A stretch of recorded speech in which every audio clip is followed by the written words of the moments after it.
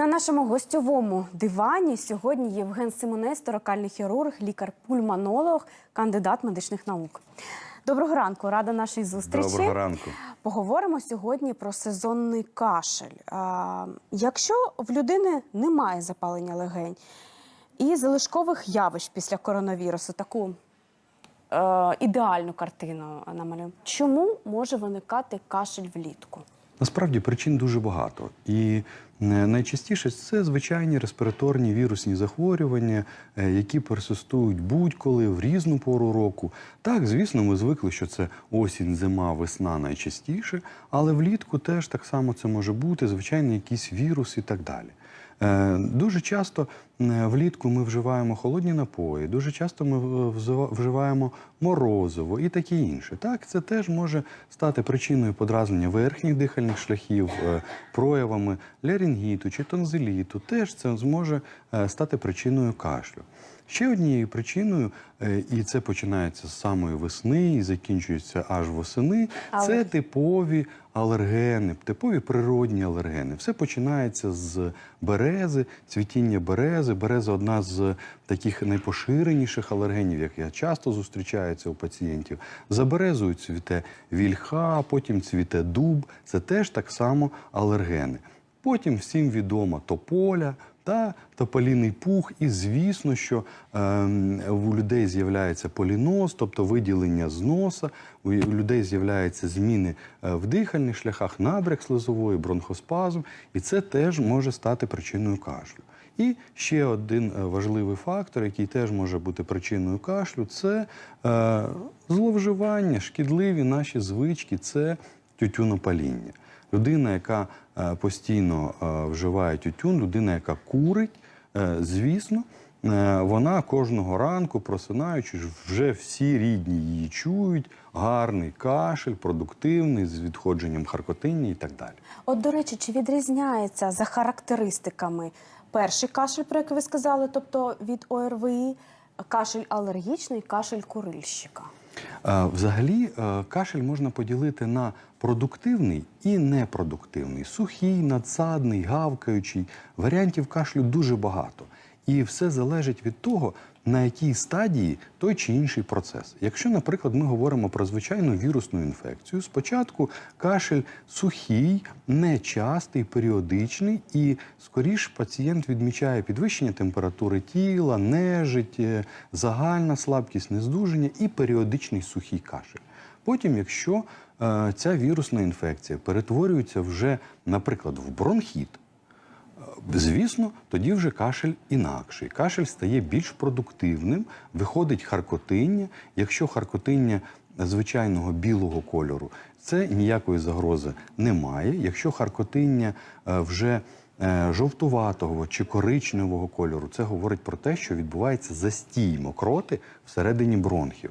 А якщо харкотиння зеленого кольору або зеленуватого, це говорить про те, що йде приєднання бактеріальної флори. І тоді навіть треба диференціювати, чи бронхіт це, чи може це пневмонія.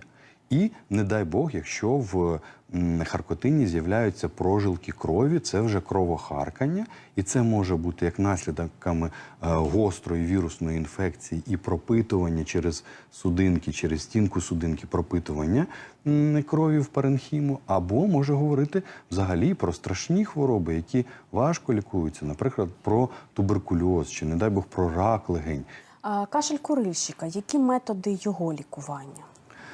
Найпростіший і найважливіший – кинути палити. І звісно, що зараз всі мені глядачі скажуть: от гарний лікар, що це за пораду дав? Але всі так кажуть. Всі так кажуть, да, а ти спробуй кинути. Насправді проблема не в тютюні, які люди вживають, а проблема саме в продуктах горіння. Всім відомо таке прислів'я: капля нікотина вбиває лошадь.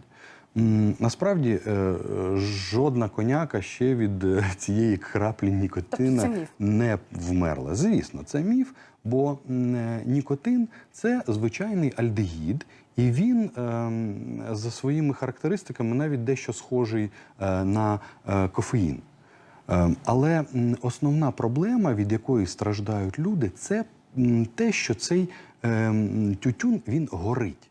Саме продукти горіння з продуктами горіння людина вдихає більше 150 різних надшкідливих речовин, а взагалі більше 500 різних хімічних речовин, які ми вдихаємо. І якщо, наприклад, уявімо собі, ви взяли там листя дуба, листя клена чи ще чогось, висушили, зробили собі сигарку і курите, то шкода вашому здоров'ю буде точно така сама, як від звичайної викуреної сигарети. Різниця лише в тому, що в листях тютюну є нікотин, і ви до нього звикаєте, а в листях там берези чи дуба чи ще чогось нікотину немає, і звикання як такого немає. А от сучасні засоби, от такі як електронні сигарети, вони можуть зменшити кашель? Ну, по-перше, якщо ми говоримо про різні електронні гаджети, які використовують курці, насправді у нас в Україні експерти дуже мало на цьому розуміються. І я дуже часто чую, коли не фахівець з цього питання говорить, це електронна сигарета. І в один ряд змішує абсолютно все. І вейп, і електронну цигарку, і системи нагріву тютюну.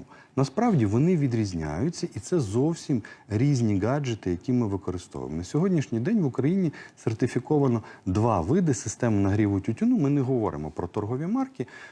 Це ті системи, які нагрівають тютюн до температури 300-350 градусів. Насправді температура горіння в звичайній сигареті 850 градусів. Тобто отам, якраз коли є процес горіння, людина і вдихає шкідливі речовини. А коли йде процес нагрівання, людина вдихає лише нікотин. Якщо порівняти звичайну сигарку за 100% шкоду і порівняти, наприклад, системи нагріву тютюну, то відсоток десь буде такий. Сигарка 100% шкоди, система нагріву тютюну на 90% нижча, бо немає вдихання продуктів горіння. А якщо затяжний кашель, наприклад, після інфекції дихальних шляхів, як його лікувати? Найважливіше – не пробуйте лікуватись самостійно. Зверніться до пульмонолога. Пульмонолог вам підкаже, що може бути причиною. Адже причин кашлю, про які ми з вами поговорили, сезонні, крім того, може бути і патологія інших органів і систем. А які літні оздоровчі фактори сприяють профілактиці захворювань дихальних шляхів? Найкраще – це чисте, свіже повітря. Якщо у вас немає змоги десь кудись поїхати, відпочити, як ми всі звикли, на моря, їдьте в чисту місцевість, їдьте, де є хвойні ліси. Там повітря найчистіше. Так, звісно, але за умов, якщо у вас немає алергії на хвойні дерева. Дякую вам за корисні поради, за таку цікаву інформацію. Ми обов'язково продовжимо говорити в наступних випусках. Дякую величезне, хай будуть здорові наші пацієнти. Обов'язково.